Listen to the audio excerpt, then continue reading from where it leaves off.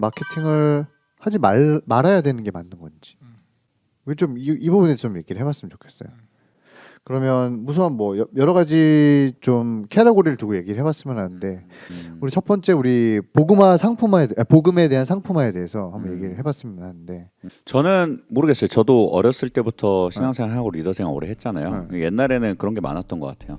얘를 일단 잡아놓자. 그리고 교회 안에 데리고 오자.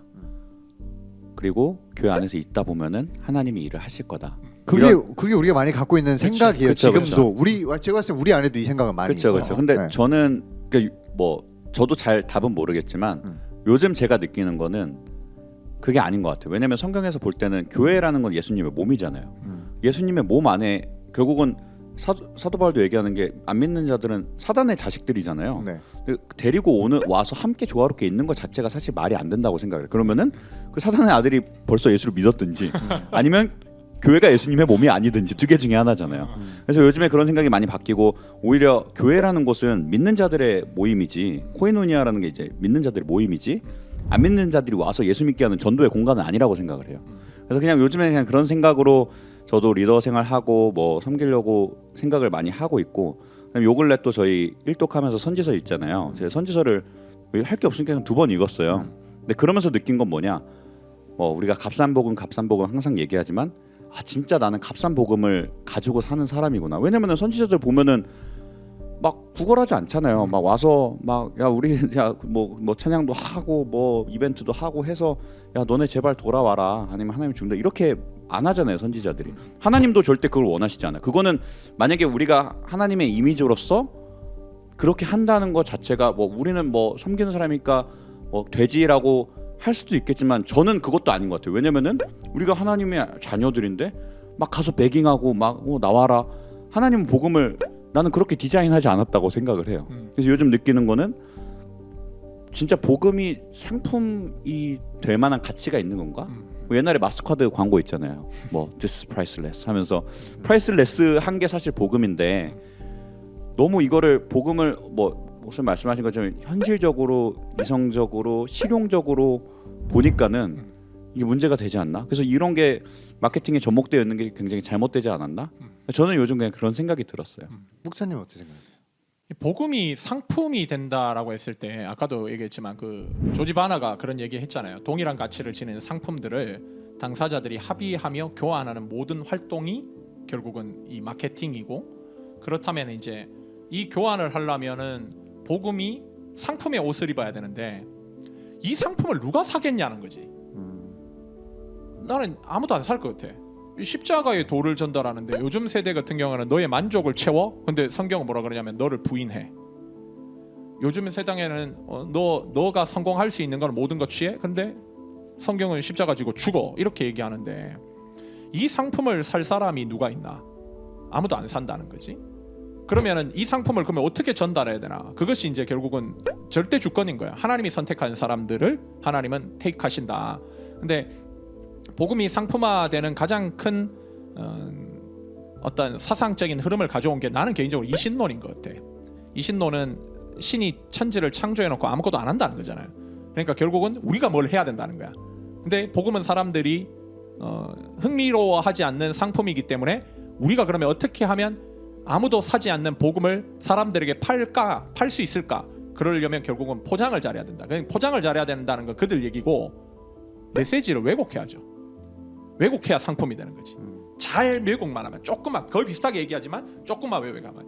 그러니까 나는 이제 리고렌이라는, 우리도 사실은 목적이 이끄는 삶 책 좋아하잖아. 네. 우리도 성경 공부 그걸로 했잖아요. 근데 리고렌을 조사를 하면서 이 사람은 굉장히 심리학적인 영향을 굉장히 많이 받았다라는 느낌을 지울 수가 없었어요. 근데 이 사람의 심리학이 뭘까? 내가 보니까 나는 잘 모르겠는데 내 그냥 추측상 메슬로우의 6단계 욕구를 받아들인 것 같아, 이 사람은. 메슬로우의 6단계 욕구가 뭐냐면, 이 심리학자예요, 메슬로우는. 1단계, 그러니까 사람이 어떠한 이제 하급적인 만족도가 있잖아요. 그리고 이제 상급적인, 고급적인 만족이 있어. 고급적인 만족이라 그러면 한마디로 이렇게 복음을 받아들이는 거지. 하나님의 진리를 받아들이는 거야. 하급적인 만족이라 그러면 지금 내가 얘기하는 식욕, 성욕, 이런 기본적인 욕구를 채워야 된다는 거지. 근데 이 메슬로우의 6단계 욕구설에 의하면 사람은 절대 고급적인 욕구를 채우려고 덤벼들지 않는다. 기본적으로 식욕, 수면욕, 성욕, 기본적인 욕구를 받아들이고 그것이 채워졌을 때 일로 간다고 주장하는 사람이에요. 그러니까 이쪽으로 가려면 한 번에 못 가기 때문에 이걸 채워줘야 된다는 거야. 이걸 받아들이는 사람이 리고네는 거야. 그러니까 교회가 복음이라는 그 진리를, 십자가의 도를 그대로 사람들에게 전달했을 때는 아무도 안 사니까 이거를 포장을 해서 심지어 또 왜곡까지 해서 사람들의 기본적인 욕구를 채워주고 난 다음에 이걸 받아들이게 하자는 거지. 그러니까 교회는 다 결국은 이런 포장으로 복음을 다 왜곡시키는 거야. 그러니까 만약 예를 들어서 등가라 그런다면 그러면 하나님이 얻는 게 뭔데? 하나님은 우리의 죄를 가져가요. 근데 우리 성도들은 그분이 죄를 가져감으로 말미암아 우리가 그분의 의를 얻어. 하나님은 예수 그리스도를 죽이셨어? 그런데 우리는 그분의 죽음으로 말미암아 하나님의 구원을 얻어. 이게 등가냐는 거야. 등가가 아니지. 그러니까 등가가 아닌 걸 가지고 등가인 형식으로 하려고 하니까 이걸 자꾸 왜곡시키는 거예요. 하나님은 결국 너가 구원받기를 원해. 왜? 너희를 사랑하니까. 하나님이 많이 얻는다는 거야. 그렇기 때문에 우리는 하나님이 많이 얻고 하나님은 결국 많이 얻는 것 대신에 우리도 많이 얻을 수 있어. 그 세상적인 욕구를. 그러니까 너희가 이 복음을 살 수 있는, 선택해야 될 이유로 굉장히 합리적이고 오히려 너희 남는 장사야. 이렇게 가게끔 만드는 거지. 그러니까 데이비드 웰스라고 지금 이제 고든 코넬 그 신학 교수가 있는데 그 사람 뭐라 그랬냐면 이런 얘기를 해요. 복음주의 교회가 별다른 거리낌 없이 속이 텅 비고 판단력을 상실한 포스트 모더니즘 세계에 길들여지게 되면서 그 윤리적인 탁월함의 많은 부분은 오히려 속임수, 책략, 마케팅 전략 등으로 채워진다.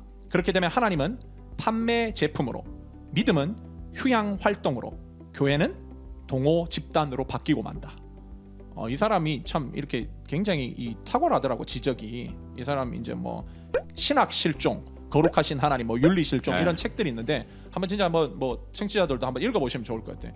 이런 어떠한 부분들로 결국 복음이 계속 왜곡되면서 계속 이제 교회는 하나님을 만족시키는 거고 하나님께 영광을 돌리는 것이 아니라 소비자 만족주의로 계속 가면서 복음은 계속 왜곡되는 거죠.